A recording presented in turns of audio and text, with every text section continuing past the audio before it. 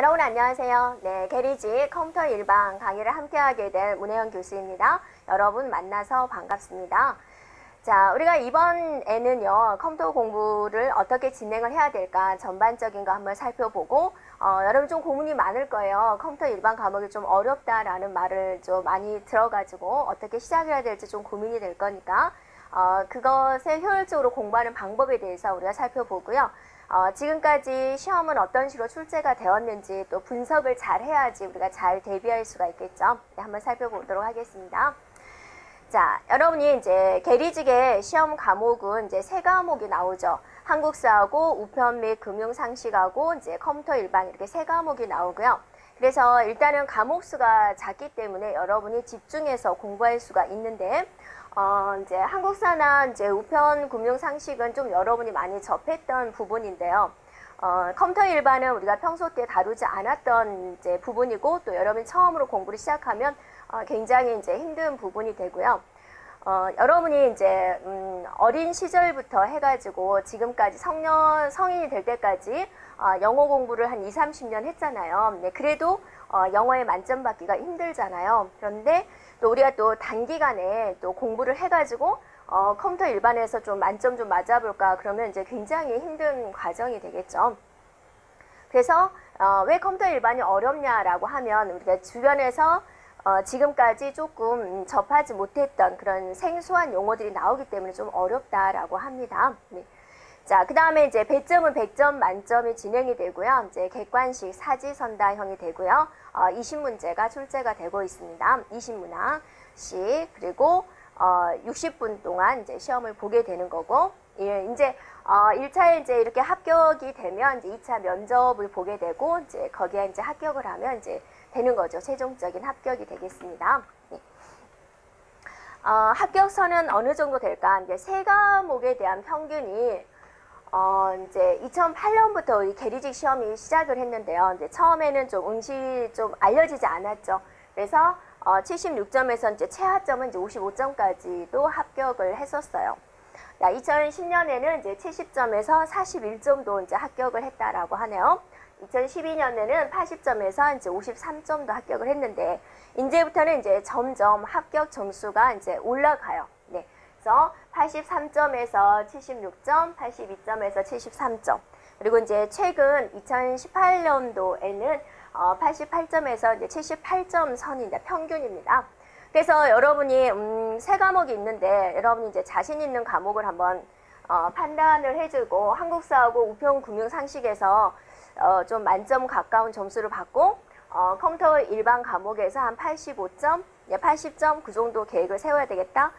그러면 이제 될 것 같아요. 그래서 컴퓨터 일반 과목은 좀 100점 맞기가 좀 힘든데, 무난하게 나오는 것은 20문제 중에서 16문제는 우리가 그래도 쉽게 접할 수 있는 문제가 나오고요. 이제 2문제는 좀 고급 문제가 나오고, 나머지 2문제가 이제 좀 시험 범위에서 벗어날 수 있는 문제, 좀 생소한 문제가 나올 수 있습니다. 그래 이제 어쩔 수 없는 것 같아요. 이제 학생들에 대한 변별력을 기르려고 하다 보니까 그런 게 있는 것 같아요. 그래서 여러분이 나름대로 나는 이제 몇 점을 이제 목표를 해야 되겠다라고 이제 세우면 될 것 같아요. 네, 이제 선발 인원을 보면은 이제 거의 이제 280명에서 이제 2018년대는 355명을 이제 총 모집을 했습니다. 그리고 이제 결코 적은 인원이 아니죠. 그래서 여러분이 이제 지역별로 판단해가지고 이제 잘 응시해주면 될 것 같아요. 자, 응시생의 분포도를 한번 파악을 해봤어요. 전반적인 겁니다. 그래서 파란색은 이제 남학생이고, 이제 빨간색은 이제 여학생인데, 나이 분포도로 보면은 이제 이렇게 해가지고 35세 여성분은 이제 35세 정도가 가장 응시 인원이 많은 거고요. 남성분은 이제 30세 정도가 이제 응시 인원이 많군요. 어린 나이에 준비하는 학생도 있고요. 그 다음에 이제 이 정도 나이에서도 이제 준비하는 학생들이 있군요. 그러니까 여러분이 이제 무슨 일을 할 때 좀 내가 제일 나이가 많지 않을까? 좀 그런 생각을 할 수도 있는데요. 이제 이런 응시생이 있으니까 여러분이 용기를 가지고 열심히 응시해서 열심히 공부하면 좋을 것 같습니다. 네, 네, 그래서 이제 이거는 이제 뭐냐면 이제 각 지역별로 이제 선발 인원과 각 지역별로 이제 있는 이제 경쟁률이 돼요. 그래서 서울 같은 경우는 이제 일반적으로 115의 경쟁률을 가졌어요. 굉장히 많죠. 네.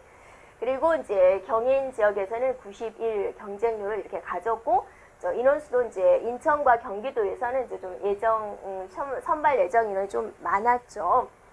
네, 부산이 지금 최고의 경쟁률을 가졌었는데, 157의 경쟁률을 이제 가졌어요. 많이 응시했죠. 이렇게요. 그래서 충청도 이제 52 정도의 경쟁률을 가졌고요. 그 다음에 이제 또 다른 지역도 이제 살펴보면 이제 전남 지역이 75 경쟁률, 경북이 89, 전북이 51, 강원이 54, 제주가 41, 이 정도의 이제 경쟁률을 가지고 있다라는 겁니다.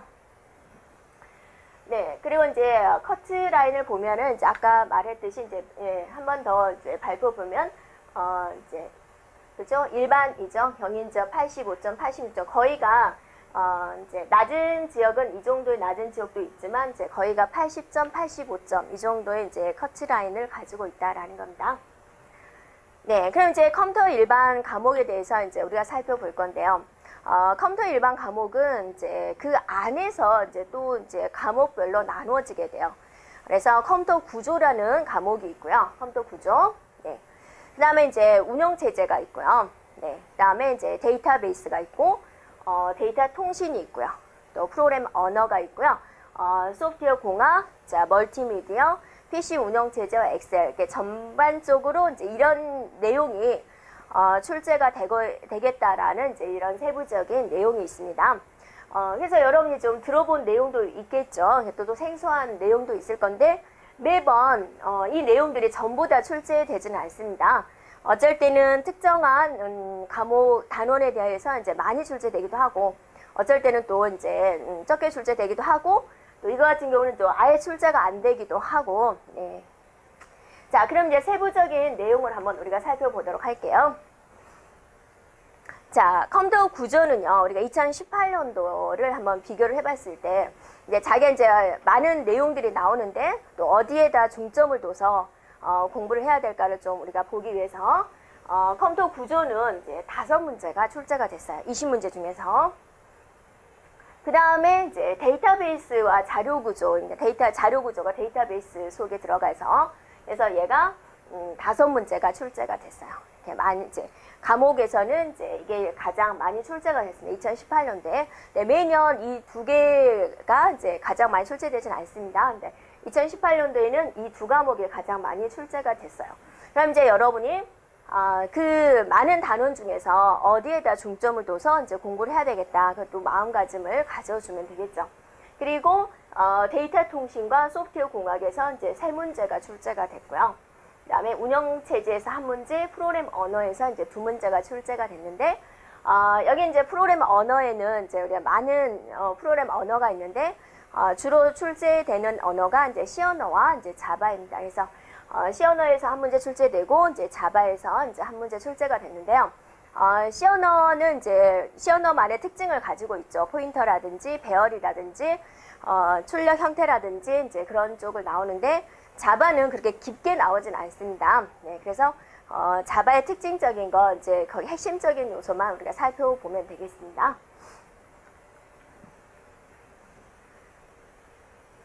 자, 그래서 이제 2018년도를 우리 한번 봤고요. 매년 네, 컴퓨터 일반의 이제 세부 과목은 어떤 식으로 출제가 될지 한번 봐볼게요. 2018년도에는 컴퓨터 구조와 데이터베이스에서 가장 많은 이제 빈도인 5문제가 출제가 됐고요. 2016년도에는 데이터베이스에서 7문제, 그 다음에 컴퓨터 구조에서 4문제, 데이터 통신 3문제, 언어에서 3문제, 그 다음에 엑셀에서 1문제 이렇게 출제가 됐는데요. 자, 봐보면 이제 멀티미디어가 출제가 되지 않았고요. 엑셀이 2018년도에 출제가 되지 않았어요. 그러니까 매년 엑셀은 이렇게 한 문제씩 또는 한 문제씩 꼭꼭 출제가 됐었는데 2018년도에 이제 출제가 되지 않았다라는 그런 거 보면 되겠고요. 네, C 언어에 관련된 문제가 이제 출제가 되고 있고, 프로그램 언어에 대한 전반적인 내용이 또 출제가 되고 있습니다. 그래서 염두에 두면 되겠고요. 자, 2014년도에는 이제 어떤 과목에서 이제 많이 출제가 됐냐면, 데이터베이스에서 5문제, 데이터 통신에서 이제 6문제 이렇게 많은 범위가 출제가 됐고요. 그 다음에 이제 컴퓨터 구조에서 3문제, 소프트웨어 공학에서 3문제 이렇게 출제가 됐고, 운영체제 1문제, 프로그램 언어 C에서 이제 1문제, 그 다음에 엑셀에서 1문제 이제 이렇게 출제가 되었습니다. 자, 2012년도는 이제 컴퓨터 구조에서 7문제가 출제가 됐어요. 그래서 여러분이 컴퓨터 구조를 보면은 꾸준히 많은 문제가 출제가 되고 있는 걸 볼 수가 있죠. 그래서 여러분 공부를 하실 때도 알겠지만 컴퓨터 구조가 이제 공부하기 좀 어렵고 좀 많은 힘든 내용이 많이 들어 있습니다. 그런데 또 출제 빈도가 높기 때문에 이제 우리가 또 어떠세요? 또 무시할 수 없는 거죠. 가장 많이 투자를 해야 되는 부분이 되겠습니다. 자, 그 다음에 이제 데이터베이스에서 3문제, 데이터 통신, 언어, 소프트웨어 공학에서 2문제, 이제 엑셀에서 1문제, 또 PC 운영체제에서 1문제 해서 이렇게 출제가 되었고요. 2010년도에 한번 봐볼까요? 컴퓨터 구조 4문제, 데이터베이스 5문제, 프로그램 언어의 전반적인 것에서 4문제, 여기에 또 C 언어가 1문제 또 들어가 있는 거고요. 엑셀 1문제, PC 운영체제 1문제 그렇게 출제가 되어 있습니다. 멀티미디어도 나오고 있고요. 출발을 한 2008년도, 처음 시행된 2008년도에는 컴퓨터 구조가 5문제, 그 다음에 데이터 통신 4문제, 운영체제, 그 다음에 언어에서 3문제, 그 다음에 각각 1문제 이렇게 출제가 되고 있죠. 그러니까 여러분이 이걸 딱 보면 전반적으로 많이 출제가 되고 있는 그런 과목을 볼 수가 있겠죠. 그래서 가장 많은 이제 전반적으로 투자를 해야 되는 것은 이제 컴퓨터 구조고요. 그 다음에 데이터베이스, 데이터 통신 이렇게 이제 투자를 해주면 되고요. 소프트웨어 공학에서 이제 은근히 좀 문제가 꾸준히 출제가 되고 있고요. 운영체제는 1문제에서 이제 2문제 정도 출제가 되고 있습니다.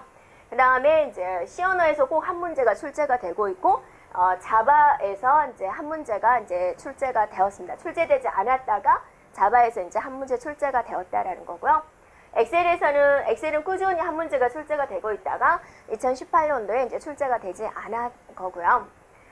멀티미디어에서는 이제 여기서 용량 계산하는 문제, 비디오 용량 계산하는 문제가 이제 1문제씩 출제가 되다가 여기서는 이제 출제가 되지 않았습니다. 이렇게요. 자, 그러면 이제 세부적으로 한번 가볼게요. 자, 컴퓨터 구조라는 이제 과목에서 이제 우리가 어떤 내용이 나오고 있을까? 만약에 여러분이 처음으로 이제 컴퓨터 일반에 대한 과목을 전혀 공부를 하지 않은 상태에서 처음으로 이제 이 화면을 본다라고 한다면 도대체 이게 무슨 말일까 이제 라는 생각이 들겠죠. 그런데 이제 기존에 이제 정보처리 기사라든지 커말 자격증이라든지 또는 사무자동화 자격증이라든지 그런 자격증을 이제 하나라도 취득을 하고 또는 또 전공을 했다든지 그렇게 이제 컴퓨터 일반의 분위기를 익힌 학생들은 몇 개의 단어가 이제 눈에 들어올 수가 있을 거예요. 그런데 이제 이 컴퓨터 공부를 처음 한 학생은 이런 게 있나 보다라고 한번 스킵을 했다가 나중에 이제 공부를 좀 하고 나서 1회독 정도 하고 나서 다시 이 화면을 보면은 여러분 이런 게 그거였구나라는 이제 생각이 들 거예요. 한번 우리가 살펴보도록 할게요. 자, 컴퓨터 구조는요, 뭐가 출제가 됐냐 그죠? 꾸준히 많은 문제가 출제가 되고 있다라고 그랬죠. 그래서 이제 가상 메모리, 불대수, 퍼센트론, 그죠? 2018년도.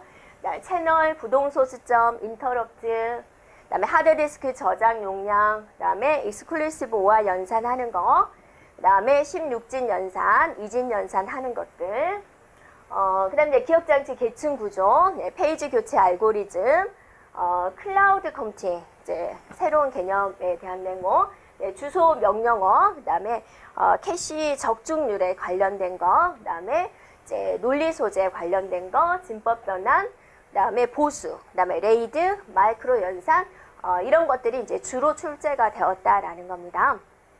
그래서 여러분 좀 들어본 말이 있나요? 네, 들어본 말이 있으면 이제 아는 단어가 있으면 반갑죠. 근데 이게 뭐야 처음 생소하다라고 하면 이제 걱정하지 않고 이제 1단원부터 열심히 공부해주면 되겠죠. 자, 운영체제에서는 이제 1문제 아니면 이제 2문제 정도 이제 출제가 되고 있는데요. 어떤 내용이 출제가 되고 있을까 한번 볼까요? 자, F와 F5입니다. 라운드 로빈, 그다음에 세마포와 그다음에 디스크 스케줄링, 그다음에 교착 상태가 있고 또 유닉스 명령어. 우리는 윈도우즈만 좀 공부를 아는데 유닉스에 관련된 명령어는 보통 학생들 좀 생소해요. 그래서 이제 문제가 출제가 되고 있고요. 그다음에 리눅스에 관련된 거, 그다음에 운영체제에 대한 분류, 그다음에 시스템 성능에 대한 척도, 네, 이런 것들이 이제 출제가 되었습니다. 자, 데이터베이스를 한번 볼까요? 데이터베이스는 이제 어떤 것들이 출제가 되고 있을까? 자, 배열, 네, 연결 리스트, 배열과 이제 연결 리스트에 대한 내용, 그다음에 뷰, 또 SQL, SQL에서는 꾸준히 한 문제씩 계속 출제가 되고 있습니다. 그다음에 이제 관계형 데이터베이스, 그다음에 알고리즘, 그다음에 키에 관련된 거, 또 정규화에 관련된 거, 그다음에 이제 행열, 우선 주소 계산하는 거, 네, 그다음에 이제 신장 트리, 이진 트리에 관련된 거, 그다음에 이제 시간 복잡도 계산하는 거, 그다음에 결합 연산, 정규화, 네, 그다음에 이제 알고리즘에 관련된 거, 클래시컬 알고리즘, 그다음에 해시 함수 계산하는 거, 시간 복잡도, 이제 후이 연산, 그래프, 계산법 이렇게 이제 출제가 되고 있는데요. 이제 데이터베이스 안에 자료 구조가 들어가 있습니다. 그래서 또 자료 구조에 관련된 문제가 이제 조금 어렵게 이제 나오기도 합니다. 자, 데이터 통신인데요. 이제 우리가 이제 현재는 정보화 시대다라고 이야기를 하죠. 그래서 이제 인터넷, 그다음에 스마트폰 이런 데이터 통신에 관련된 문제가 꾸준히 출제 빈도가 이제 높게 들어가 있고, 또 정보화 사회에 있어서 가장 중요한 게 뭐예요? 또 보안의 문제가 따라오거든요. 그래서 보안에 관련된 문제도 이제 계속 이제 출제 빈도가 높게 나오고 있습니다. 그래서 TCP/IP 인터넷에서 사용하는 프로토콜, 네트워크 장비, 그다음에 보안에 관련된 공개키, 비밀키에 관련된 거. 네. 그다음에 이제 우리가 이제 인터넷 주소를 나타내는 이제 IP 주소가 있는데 버전 4, 버전 6에 관련된 거. 네. 그다음에 이제 무선 네트워크, 네, 토폴로지가 뭘까? 그것에 관련된 거. 그다음에 이제 서비스 거부 공격, 이제 통신이 발달하면서 어때요? 나의 보안도 중요하지만 또 다 그거를 이제 막 침투하려는 사람들의 노력도 만만치 않죠. 그런 이제 공격 기법, 그다음에 ARQ에 관련된 내용, 네. 그다음에 이제 OSI 7계층, 그다음에 이러이러한 해킹 방법이 있더라.